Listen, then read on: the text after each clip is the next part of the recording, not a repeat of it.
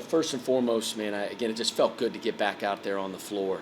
I mean, it felt like it had been 2 years since we had played a game. I was just happy that we were able to get back out there. Like I said, our guys were dying to play, dying to get out there and compete. So just felt good to get back out there. Obviously, Aaron Thompson had a heck of a game. He played really well. Him and Jaden Taylor, I thought, were getting to the rim way too much on us.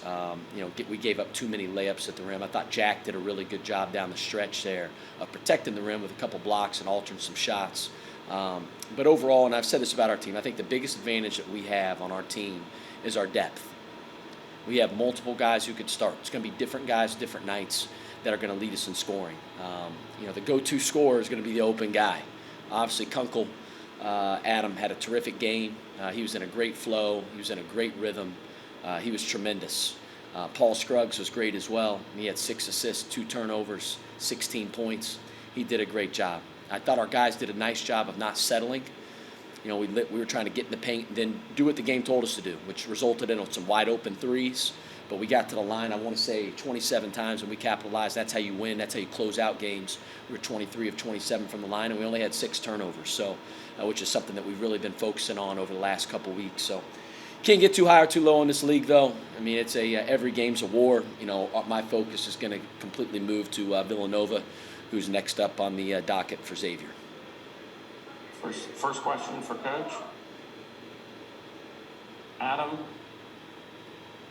Coach, I think it would be, a very human thing to say, hey, after 17 days without a game, you're probably looking at maybe a little bit of rust. Were you surprised at all that there wasn't really any rust tonight from your guys, that you guys got off to a pretty good start? You sort of sustained it. Butler punched back in the second half, and you guys did not let them climb back in that game. I thought that was probably the most impressive thing from that perspective. Were you surprised that you guys had that for 40 minutes tonight? No, Adam. I think, I always say player-led teams are better than coach-led teams. And, when you got a guy like Paul Scruggs who's been through a lot of wars, Kunkel's played a lot of college basketball, so's Nunji, so's Fremantle, Nate Johnson, the list goes on and on and on.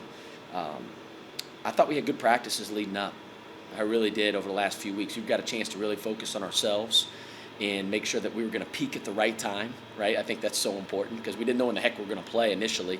But when it started to get it figured out, like, listen, this was going to be the date, we kind of peaked at the right time, like as far as our legs, our conditioning, our rhythm, and our flow. So I'm not surprised. I was really proud of our group, though, like you said, Adam. Butler punched back. That's what teams are going to do. Listen, this is the best environment on the road that we played in all year. I mean, it was great. I mean, it was sold out. It was packed. We had a lot of Xavier fans over here. All right, and again, special shout out to all the Xavier fans that showed up. We love that. But I thought our guys were unflappable. Our huddles were great. Never lost our minds. We kept our cool. Just kept it mission-driven. Every single time, every 4-minute war. That's how we break out the game into smaller parts. And I thought our guys did a great job of that.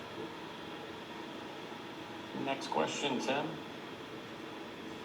Coach, you obviously got a really big night from Kunkel, but you had a few more contributors as well. Like you said, with how deep you guys are, Jerome Hunter really had a big game tonight there as well for you. Can you kind of talk a little bit about what he brought to the game tonight? Obviously, 12 points, shot the ball pretty well, made some big plays on the stretch for you. Yeah, Jerome is a guy, you look at his shooting percentage, Tim, and you're going to say, well, hey, he only shoots 18%. I track every shot in practice, and I would tell you he's a much, much, much better shooter than that. He's worked very hard over the last couple of weeks with Jante Jackson on our staff of his pace of his shot, not speeding up his shot too much, shooting at his own speed, and then just his shot prep. And he took the right shots. And listen, he's a great player when he does that. And then on the other end, he just brings so much versatility. He can switch, he can guard guards, he can guard bigs. He's a tough dude. He competes. Love everything that Jerome brings to our program. But again, he's one of the more versatile players that we have, and that's really, really valuable, especially in this league. Next up, Adam.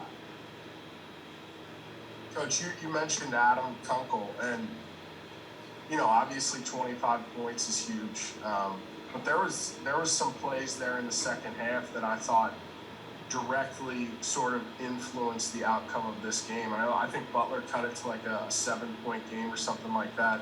He scored 8 straight points. He had the offensive rebound on a Jerome Hunter missed 3 that led to a 3-pointer of his own.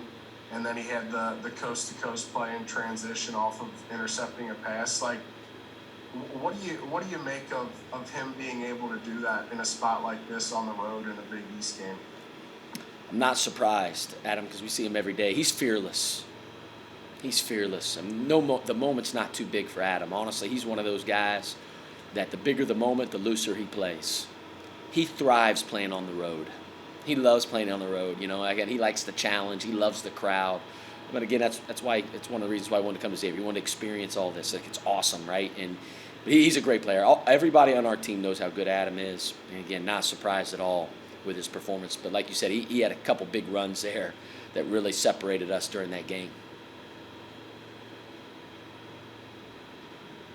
And I was wondering, in the first half, I think after the under 16 timeout, you went small and you put Colby at the 4. And then in the second half, you took an early timeout because Butler got off to a good run, and you actually went big and you went with Jack and Zach out there together. What was the thinking in those spots? Why did you decide to try small in the first half and go big in the second half? First off, Adam, hope you get better, man. I hear that cough. I hope you feel better. But yeah, we went small there at the beginning of the first half. I wanted to see how it looked, and honestly, it was pretty good for us. I thought it was a good look for us. I thought Colby was good at the 4. Now that matched him up with Golden and Enzi, who are big dudes, right? I mean, Enzi's 6'8", 235. He's one of the stronger dudes in our league, and Golden's 6'9", 245, 250. So they're big. But I thought to start the second half, Butler was way more physical than us. I didn't like our level of physicality. I thought we had too many breakdowns in our defensive system as well. So that's why we went big. We decided to put Jack in there with Zach to try to help us a little bit more around the rim because I felt like we were getting pushed around. Next question, Tim. I know we've talked all year about you've been pretty adamant on whoever practices the hardest plays. Not everyone's going to get minutes. But you went down to 8 tonight for your rotation. Was that more just kind of the matchup with what Butler brought, or was it kind of how those are the best 8 guys you feel most comfortable with in practice this week? Or yeah, it's funny, Tim. Like I wanted to play Deontay more, and it was a weird game. Like even to start, it was like, man, I wanted to make some subs. That there were a lot of times in the first half even where there was no break and play. There was no foul. There was no turnover. And it was just like, man, all of a sudden it would go by about 3 minutes and it'd be like, man, guess what? Jack Nungy hasn't been in 3 minutes now. So it kind of messed up our substitution patterns a little bit, especially in the first half. We got Deontay in there, and honestly, I thought he did a pretty good job while he was in there. He's practiced well. Listen, he's practiced well. I got a lot of confidence in Deontay Miles, and he's going to be a big part of our team moving forward. So that I would say that was the reason more than anything, Tim, was just the game, how kind of the flow of the game was tonight. We went to 8 because it was going to be a lower possession game, the way Butler plays. Adam? Butler's a really solid defensive team. You look at their numbers on the year, and they don't generally give up a lot of points. And tonight, I think you guys averaged like 1.4 or 1.5 points per possession. I think that you scored on something like 63% of your possessions. What do you think the key was offensively? Why were you guys able to do that tonight? I thought our ball moved really well, Adam. I didn't think we settled. We played inside-outside basketball. I thought for the most part we took really good shots, and we took care of the ball. Listen, our offensive efficiency will skyrocket, and I've been saying this, if we take care of the ball. That's probably been our Achilles heel to this point of the year, has been turnovers. Then I thought that at Villanova, it was turnovers in the second half, and then it was our shot selection. Tonight, we worked the ball. We were a little bit more patient. I thought our execution was better. We shared the ball, and again, we got so much offensive firepower. If we do those things, we're going to get pretty good shots. We're going to score a lot of points. Time for one more question. Guess that's it. Oh, Adam? Coach, you get to play Villanova again. Second time in the last 3 games. And it may seem like an obvious question, but what needs to change this time around for you guys to get the job done? Obviously, 40 minutes needs to be a part of that equation, I would think. Yeah, I think, when you play Villanova, a lot like Butler, it's a game of discipline. Like you have to be disciplined by taking care of the ball. You got to be disciplined with your shot selection. You have to be able to stay down on shot fakes, on the perimeter, around the rim. Those things are critically important when you play a team like Villanova, because it's going to be a lower possession game as well. And I think we've grown in those areas. I really do. So, but those are going to be the things it's going to take to win that game. Villanova's got a heck of a team. I know they're playing really, really well right now. Be a great challenge for us. Be a great opportunity for our team.